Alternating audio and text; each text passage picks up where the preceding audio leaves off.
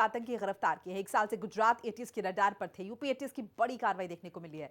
धार्मिक पुस्तकों को छापने के नाम पर विदेशी फंडिंग की यहां पर जानकारी मिल रही है। पुस्तकों को छापने वाला गिरफ्तार हो गया है। एटीएस ने नोएडा से फरहान को गिरफ्तार कर लिया है। उन्मादी किताबों का प्रकाशन करता था। विदेशियों को गैर कानूनी ढंग से ठहराने और उन्मादी पुस्तकों को छापने वाला गिरफ्तार। यूपी एटीएस ने नोएडा से फरहान नबी सिद्दीकी को गिरफ्तार किया है।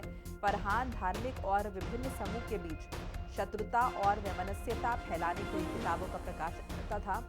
तुर्की और जर्मनी की आए लोगों को भी फरहान नबी देता था। वैध ठिकाना वैध रूप से भारत में आए बांग्लादेशियों को भी फरहान नबी सिद्दीकी द्वारा शरण दी जाती थी।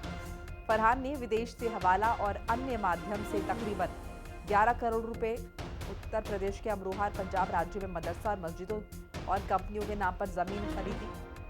फरहान नबी सिद्दीकी को एटीएस ने नोएडा से गिरफ्तार किया है।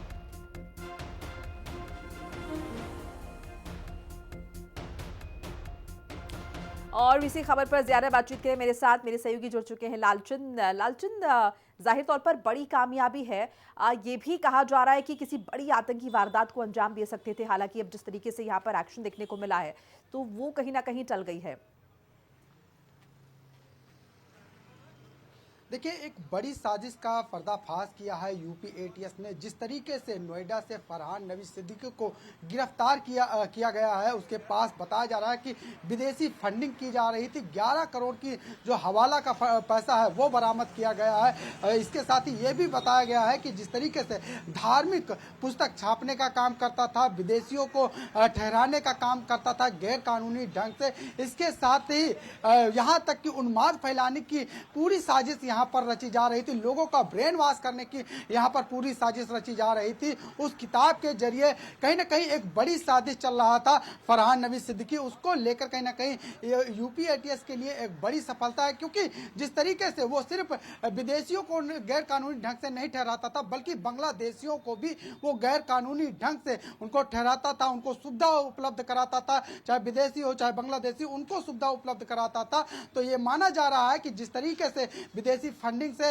ये धार्मिक किताब छापने का काम कर रहा था, उन्माद फैलाने की कोशिश कर रहा था, आतंकी हमले की साजिश में जो है शामिल हो रहा था, उसको लेकर पूछताछ में ये भी खुलासा हुआ है कि ये जर्मनी, यहाँ तक कि तुर्की के जो लोग आते थे उनको गैर कानूनी ढंग से यहाँ पर जो है ठहराने का काम कर रहा था। उनको तमाम ऐसी जानकारी जो है एटीएस को मिली है। इसके साथ ही देखिए, उसने उत्तर प्रदेश के अंदर जमीन खरीदी, अमरोहा में जमीन खरीदी, पंजाब में जमीन खरीदी, मंदिर के मस्जिद के नाम पर और जो है मदरसे के नाम पर उसने जमीन खरीदी, अपनी कंपनियों के नाम पर उसने जमीन खरीदी है। और 11 करोड़ रुपए हवाला का पैसा भी जो है अब तक का खुलासे में हुआ है। और ये माना जा रहा है कि जिस तरीके से पूछताछ की जाएगी और भी कई बड़े खुलासे हो सकते हैं। फिलहाल पुलिस इसको कोर्ट में पेश करेगी फरहान नबी सिद्दीकी को। इसके बाद रिमांड पर भी लेने की बात कर रही है कि एटीएस इसको रिमांड लेगी और रिमांड पे लेने के बाद और भी जब रिमांड पर लिया जाएगा और पूछताछ होगी तो मुमकिन है कि इसके बाद और भी लोग जो जुड़े हुए रहे हों या फिर मदद करते रहे हों, उनका भी पर्दाफाश हो सकता है। बिल्कुल उनका भी पर्दाफाश करेगी एटीएस, क्योंकि जिस तरीके से पूछताछ में उसने जो खुलासे किए वो चौंकाने वाले खुलासे किए हैं कि ऐसे कौन लोग हैं विदेशी जो यहाँ पर आते थे और उनको जो है गैर कानूनी ढंग से जो है ठहराया जाता था, उनका भी पता लगाने की कोशिश करेगी। इसके साथ ही जो बांग्लादेशी इसके संपर्क में थे उनको ठहराने का काम करता था, उनके लिए काम करता था, उनको सारी सुविधाएं देता था, उसका भी एटीएस को पता लगाना होगा, उसका भी खुलासा करना होगा कि ये कौन लोग हैं जो लगातार जो है भारत में आते थे, उनकी मदद फरहान नबी सिद्दीकी करता था। जो विदेशी फंडिंग होती थी उस पैसे से मदद करता था, और जो मदरसा के नाम पर, मस्जिद के नाम पर और अपनी कंपनियों के नाम पर जो उसने हवाला का पैसा जमा किया था, उसके जरिए कहीं ना कहीं एक बड़ी साजिश रचने की कोशिश कर रहा था, उसका भी पर्दाफाश होना बाकी है। और यह माना जा रहा है कि जब एटीएस रिमांड पर लेगी, उसको पूछताछ करेगी, तो जो लोग भी यहाँ पर आए हुए हैं, जो फरहान के